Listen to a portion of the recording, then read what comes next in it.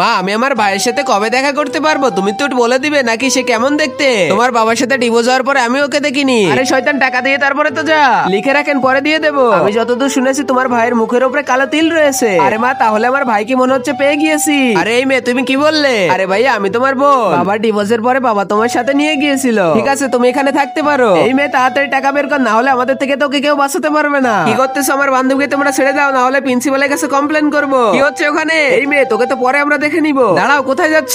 ওটাকে আমার ভাইয়া। আসলে তোমার ভাই তো এই স্কুলের অনেক বড় একটা শয়তান। এখানকার শয়তানি কারবার সব ওইতেই সামলা। আরে আমার বোনকে এটা কি বলতেছিস? তুই আমার সাথে চল। ভাইয়া তুমি এসব কাজ ছেড়ে দাও, না হলে আমি পড়াশোনা করবো না। আজ থেকে আমি ছেড়ে দিলাম। হ্যাপি বার্থডে ভাইয়া। দেখো ভাইয়া তোমার জন্য একটা লকেট নিয়ে এসেছি, কারণ নজর জন্য তোমার উপরে না পড়ে। এরপরেও তো তার ভাই খারাপ কাজ ছাড়েনি। ভাইয়া তাড়াতাড়ি এখান থেকে চলো, চলে এসেছে, ভাগ তাড়াতাড়ি। আসলে তো আমার ভাই চুরি করে এখানে সময়তে এসেছিল। আরে শয়তান তোকে তো কেউ বাঁচাতে পারবে না, তোকে তো এবার আমি জেলে দিব।